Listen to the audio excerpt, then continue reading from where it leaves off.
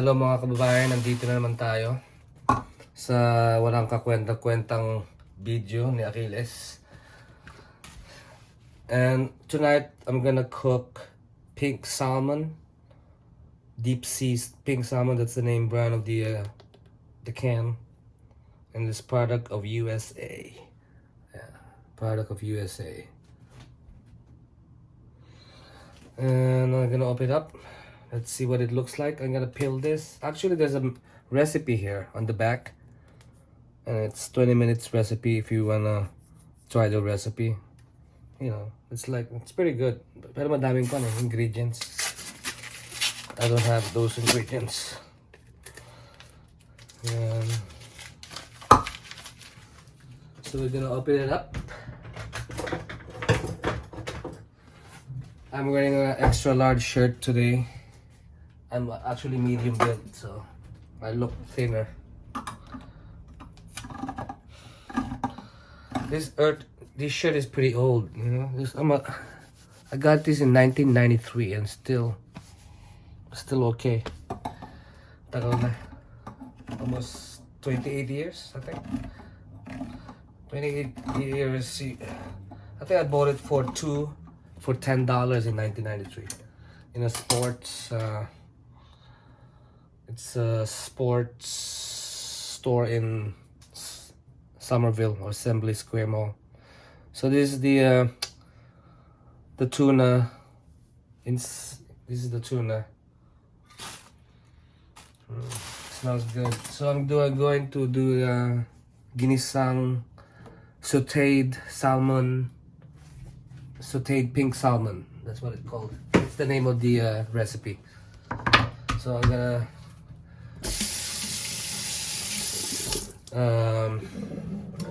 cut the garlic.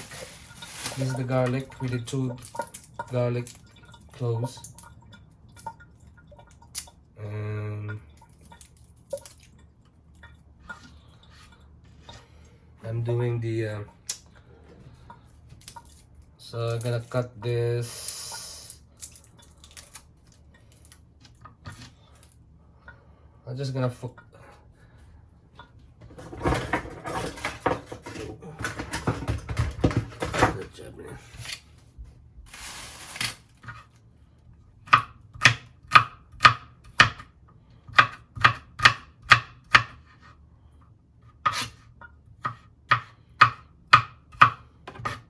Filipino likes to crush. Asians like to crush their garlic to enhance the flavor. So I'm gonna do that, but I'm gonna cut it first. Slice it in teeny. See, this is how the Asian do it. They crush it.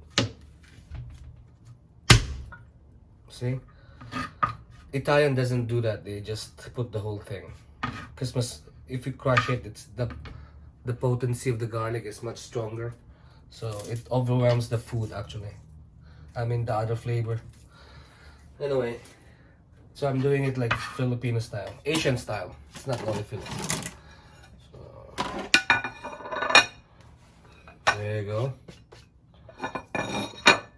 Liit ng kitchen ko namin. So you can use white or red onions, half lang ng red or white onions. I use red because it's much better. The flavor is much enhanced also. Okay.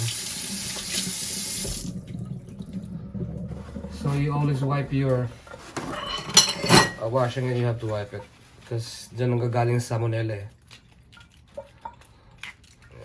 Wash very dry.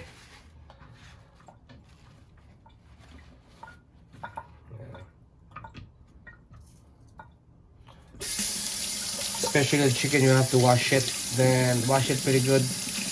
You can tell if the chicken is dirty or the meat is dirty. There's white stuff in it. So you have to do this. You know. And especially the meat, you have to dry the meat very dry after you wash it. But we're not gonna wash the fish because it's in the can. So I'm gonna slice it like this is how I do it.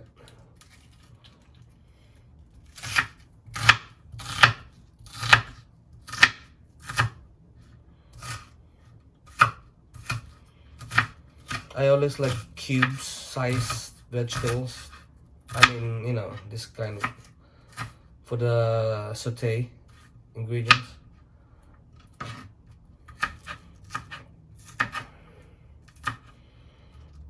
When I was a kid, I always get the snag on that knife. Then I started bleeding, so I stopped cooking because I couldn't do it anymore because there's blood all over the place. But when you get older, masasanay ka na, you get used to it. So it takes practice. You will really cut your knife, you know. You will. It's a lot of people do that, especially for beginners. I learned how to cook in the United States. I didn't never cook in the Philippines. Probably I hot dogs like that, but real cooking, nah. My mother always cook or my father. So, gigisingin na lang ako para kumain. Buhay Pinoy, no? Sa States, wala magluluto sa'yo eh. And you can't eat every day outside, you know, it's gonna cost you a lot of money. This is the second vegetables, it's tomatoes. So we're gonna use the tomatoes.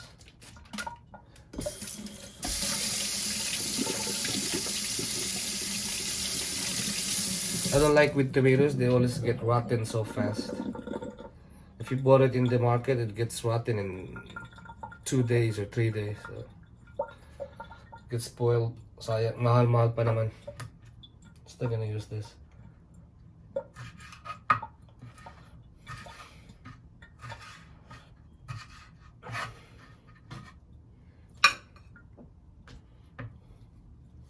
Alright.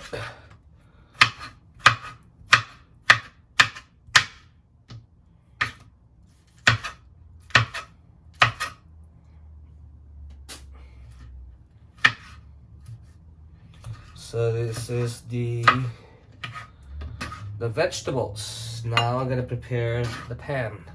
I'll see you later.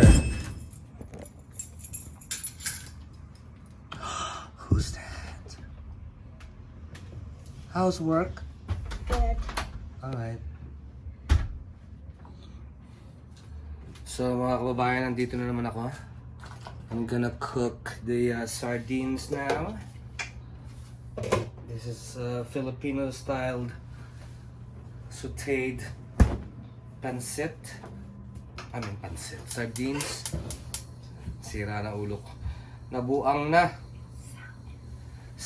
Pink salmon, sauteed pink salmon. With garlic, tomatoes, and onions. Yeah. So the onions really makes the sauce. Kaya you can put a lot more tomatoes if you wanna have tomato sardines. Actually, the more tomatoes, it's gonna be like tomato sauce. So it's up to you to put more tomatoes. So I'm gonna use olive oil. Some people use vegetable oil, but I used. How do you open this? Okay.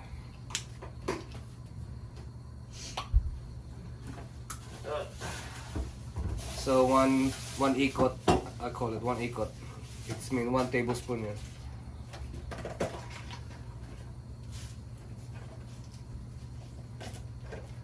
Oh, kala ko de roscas.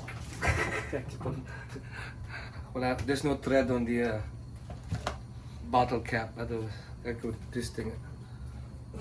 What? Oh, you're quit again.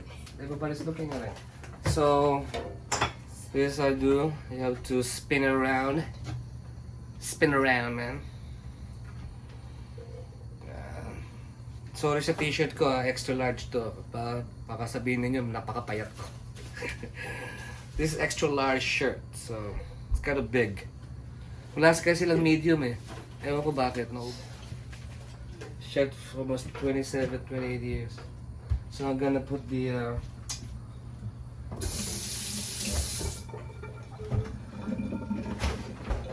I use the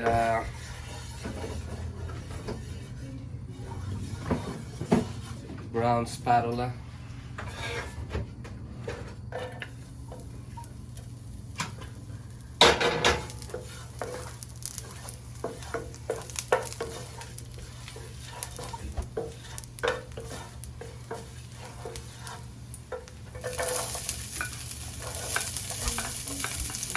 So I'm gonna put the garlic now.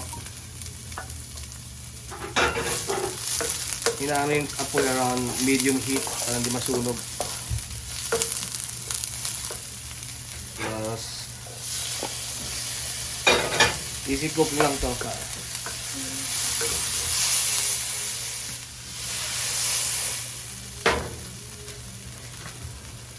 So this is my secret ingredients. It's called 4 seasons or seasonings. Salt,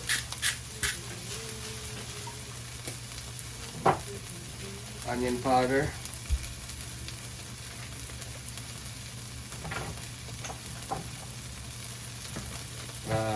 garlic,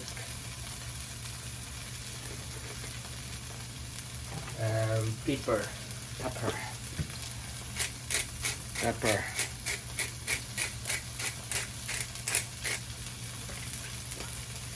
Dami na. Then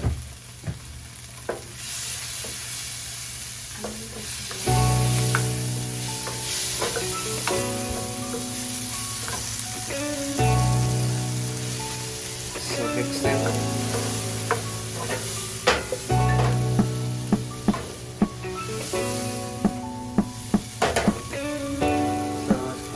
So, it's red one.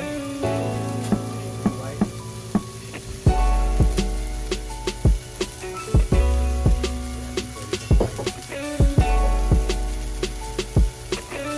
I was gonna put the wine, but it's red wine.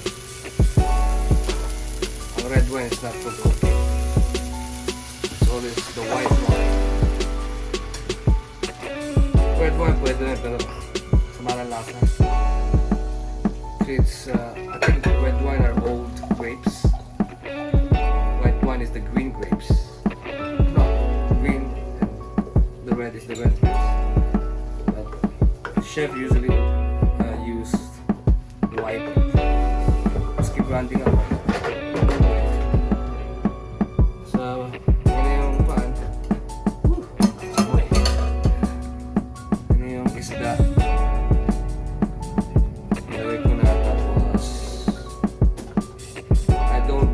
Mix it, I just leave it alone. Then I use the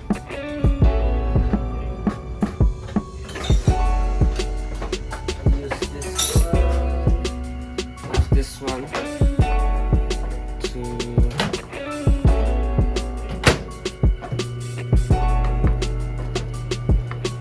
simple cooking on 5 minutes. Then simmer for another 5 minutes para maging sauce yung sardines. I mean yung tomatoes. Well, you know, this is how it looks. Yeah. Sardines. Sauteed sardines. If you can put white wine, you can do that. Just a drop. That's it. That's my dinner for tonight, September 1st, 2020. Oops, somebody exploding here. Let me see. Woo! Anyway, yun lang mga kaibigan, this is the recipe. Pink salmon with sauteed with garlic, onions, and tomatoes. I hope you enjoyed the recipe and you should try it. Dagat na lang ang kulang. See you later, alligators.